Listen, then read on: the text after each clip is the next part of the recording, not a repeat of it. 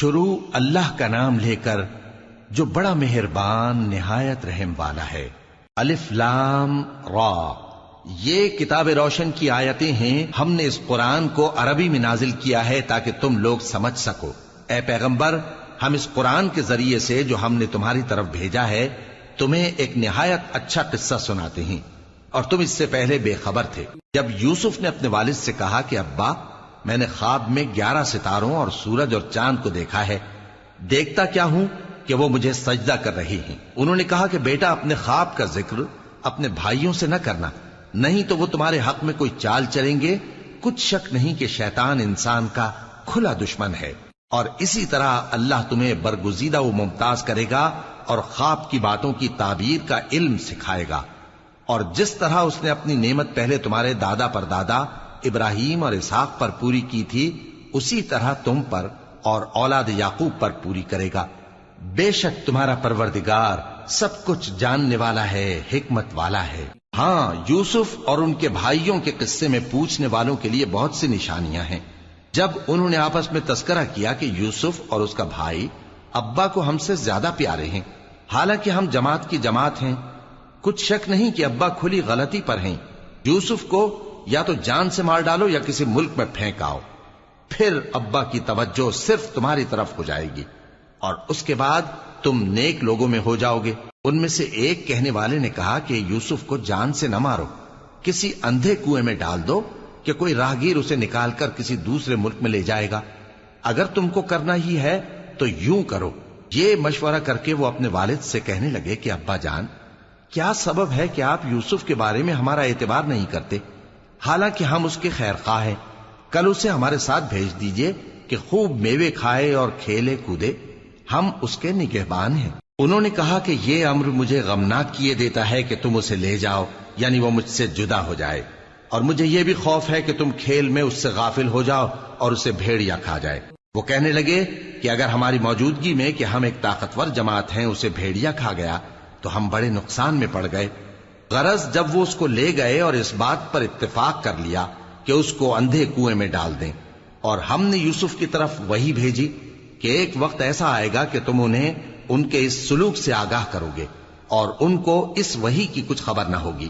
اور یہ حرکت کر کے وہ رات کے وقت باپ کے پاس روتے ہوئے آئے، کہنے لگے کہ ابا جان، ہم تو دوڑنے اور ایک دوسرے سے آگے نکلنے میں مصروف ہو گئے اور یوسف کو اپنے اسباب کے پاس چھوڑ گئے تو اسے بھیڑیا کھا گیا، اور آپ ہماری بات کو گو ہم سچ ہی کہتے ہیں باور نہیں کریں گے۔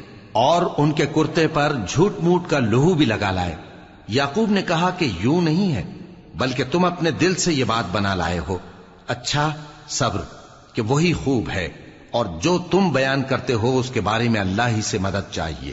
اور اب اللہ کی شان دیکھو کہ اس کنویں کے قریب ایک قافلہ آوارد ہوا اور انہوں نے پانی کے لیے اپنا سقا بھیجا، تو اس نے کنویں میں ڈول لٹکایا، یوسف اس سے لٹک گئے۔ وہ بولا، زہے قسمت، یہ تو ایک لڑکا ہے، اور اس کو قیمتی سرمایہ سمجھ کر چھپا لیا۔ اور جو کچھ وہ کرتے تھے اللہ کو خوب معلوم تھا، اور انہوں نے اس کو تھوڑی سی قیمت یعنی مادود چند درہموں پر بیچ ڈالا، اور وہ اس سے بیزار ہو رہے تھے۔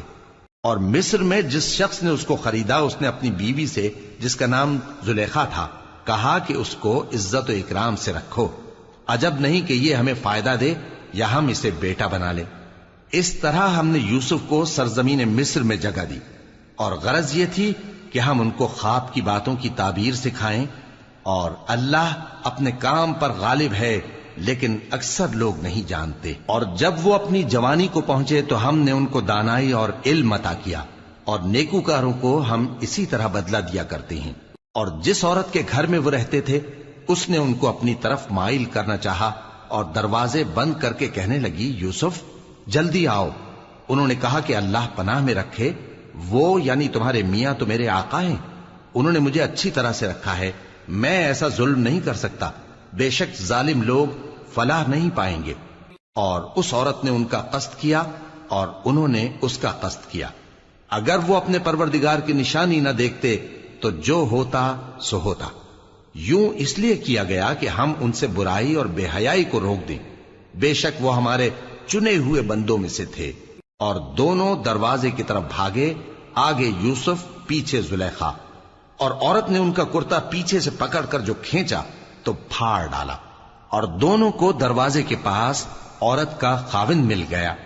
تو عورت بولی کہ جو شخص تمہاری بیوی کے ساتھ برا ارادہ کرے اس کی اس کے سوا کیا سزا ہے کہ یا تو قید کیا جائے یا اسے دکھ کا عذاب دیا جائے۔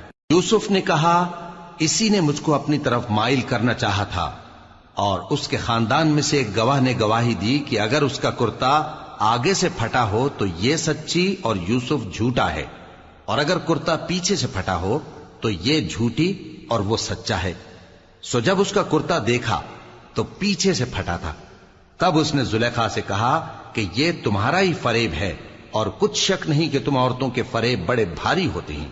یوسف اس بات کا خیال نہ کر، اور زلیخا تو اپنے گناہ کی بخشش مانگ، بے شک خطا تیری ہی ہے۔ اور شہر میں عورتیں گفتگویں کرنے لگیں کہ عزیز کی بیوی اپنے غلام کو اپنی طرف مائل کرنا چاہتی ہے، اور اس کی محبت اس کے دل میں گھر کر گئی ہے، ہم دیکھتی ہیں کہ وہ کھلی گمراہی میں ہے۔ پھر جب زلیخا نے ان عورتوں کی گفتگو جو حقیقت میں دیدار یوسف کے لیے ایک چال تھی سنی، تو ان کے پاس دعوت کا پیغام بھیجا اور ان کے لیے ایک محفل مرتب کی، اور پھل تراشنے کے لیے ہر ایک کو ایک ایک چھری دی، اور یوسف سے کہا کہ ان کے سامنے آؤ۔